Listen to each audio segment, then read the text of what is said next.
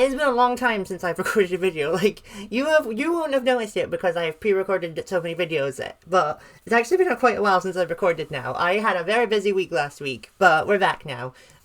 If you saw my community post, you obviously know that I did see the Season 3 trailer for Helluva Boss. I didn't have time to get the video out for that Saturday, so, I've just decided I will record it and I'll release it on Wednesday, which is weird. I have not done a Wednesday video in a long time, so it's weird.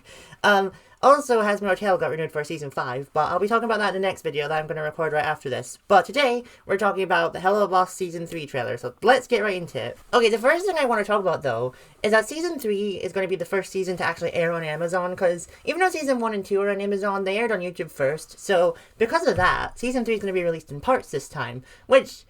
So, there's going to be 15 episodes in this season, meaning that either they're going to release, like, part 1's going to be 7 episodes, or, like, 8, and then part 2 is either going to be 7 or 8 episodes, which could potentially be a good thing, I guess, because it means that we get more episodes, but then also, I actually was proven right about this, because it happened with Mission Zero, the new pilot. It kind of means that Viv's views are going to go down on YouTube, because I really thought this when it was first announced, like, last year that Helluva Boss was going to air on Amazon now, that because of that, people won't watch them on YouTube anymore, meaning that Viv's views will go down, and I was proven right, because Mission Zero, when it was uploaded to YouTube, only got like 4 million views, which is kind of low for a Helluva Boss episode. Usually they get around like 10 million or like 20 million views at a time, so yeah, I was definitely proven right about that one.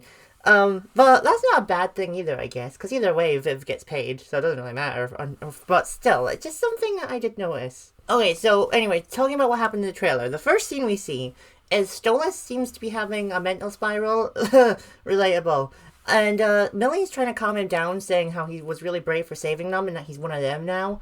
I saw someone say that that means that she's given him a racist pass, which, no. I hope that was a joke, whoever that was that said that.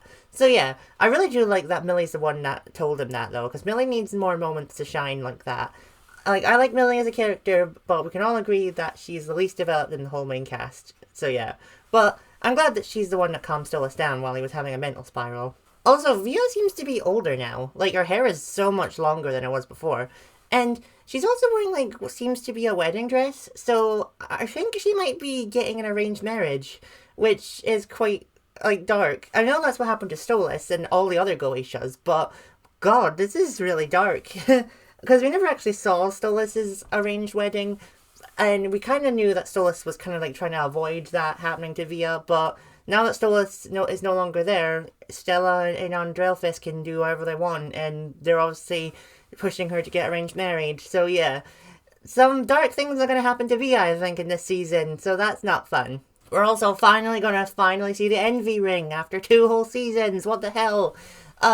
It's a very blinking you'll miss it moment, but, like, we see the outside of the Envy Ring, because Stolas is in, like, a room crying about something. I don't know what yet, but, we see that they're in the Envy Ring, because the sky is purple, and you can also see there are bubbles in it, because, you know, the Envy demons are aquatic, which I really like, so I think this ring might be underwater, to be honest, but we'll have to wait and see. I'm really interested to see how they navigate, like, the Envy Ring, like, the Blitz and that. And I wonder if this could also be the reason why the Sloth Ring has so many waterfalls that are just coming down. Well, that one we'll have to wait and see on as well. But yeah, I really think that, you know, the Envy Ring is going to be totally underwater, and that's why we haven't seen it yet. But Stolas has to go down for some reason, which I'll talk about in a little bit. But yeah, I'm really excited to finally see the Envy Ring. And Stolas is also seems to now be permanently the IMP receptionist, which means Luna could also now be a field agent, which I really like. We've seen in the shorts now that she's had a lot more field work than usual, like in the Mr. Roger parody one, but I like that she's going to have more time to shine as, like, an agent rather than a receptionist, you know? I like that. I mean, maybe Stolas would be better because he's a royal demon, but then also he doesn't have his powers anymore, so never mind. But yeah, I'm looking forward to seeing where that goes. That's going to be really fun to see. There's also a shot of Blitz riding in Fizz's car with a bodyguard, which makes sense after what happened last time they took a road trip together. And also, a tiny detail I noticed is that Fizz calls Blitz by his last name, which I just find really funny. I like that they're on good terms. I know, just quickly, if you saw, the 11th short came out, which is about Blitz's sister Barbie, and we also saw there that her and Fizz are still friends because they were texting each other. So, I just want to quickly say, I kind of hope they're not going to go see Barbie, because I'd like it if Fizz wasn't in the middle of that, you know? Like, he respects that Barbie doesn't want to see Blitz, but then, even if Blitz is, like, upset about it, he can still be there for him, you know? Like, he doesn't have to be a middleman, he can just, you know, not be involved in their sibling, like, drama, you know?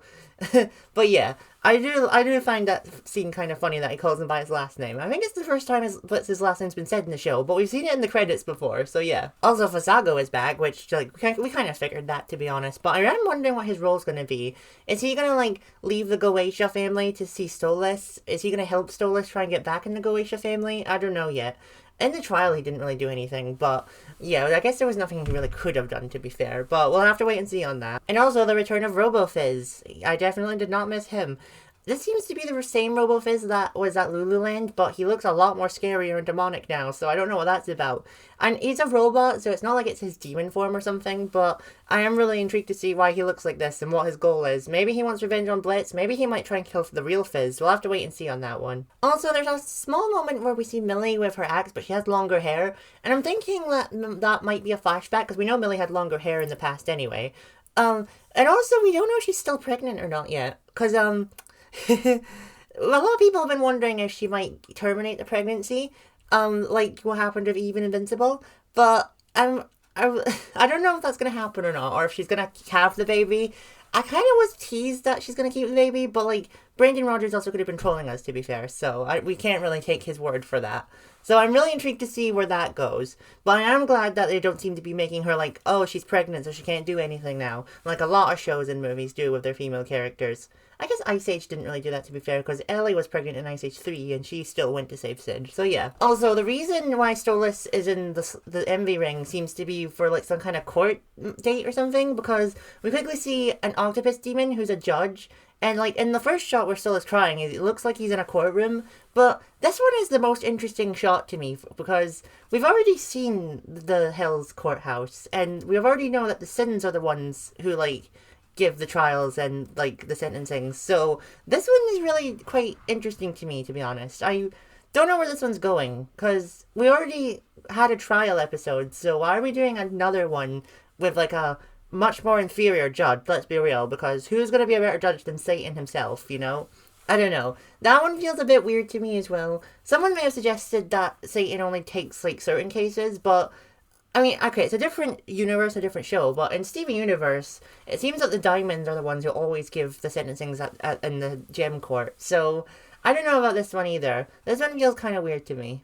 Okay, so these two I'm going to talk about together, I might as well. So, there's a shot of Stella saying fuck no to someone, and we don't know who that is yet. It might be Stolas, because we also see in a shot after that, Stolas is, like, in his royal outfit again, and Blitz has disguised his van as a catering business, which I find funny.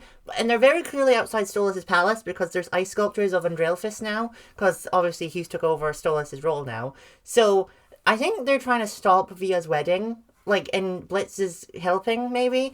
That's what I'm thinking. And maybe maybe Stolas has tried to, like, come in, and Stella's been like, fuck no! But then Stolas is like, I'm her father, I can be at her wedding.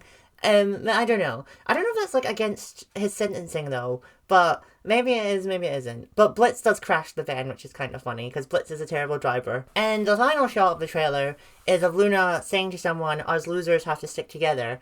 Kind of reminds me of Loser Baby, I'm not gonna lie. I wonder who she's talking to, though. That I'm really intrigued about, but we'll wait and see when Season 3 drops. Okay, well, that's all of my thoughts on the Season 3 trailer. Let me know what you think. Do you have any theories about what any of the scenes could be? I'm really, really intrigued to know. Obviously, I think all of these are just the part 1 of Season 3, because I don't think they'll advertise part 2 just yet. They've done that before, though. But yeah, we'll wait and see. And I'm literally about to record my Hazbin Hotel Season 5 announcement video, so I'll see you in a second, but you'll have to wait until Saturday. Bye!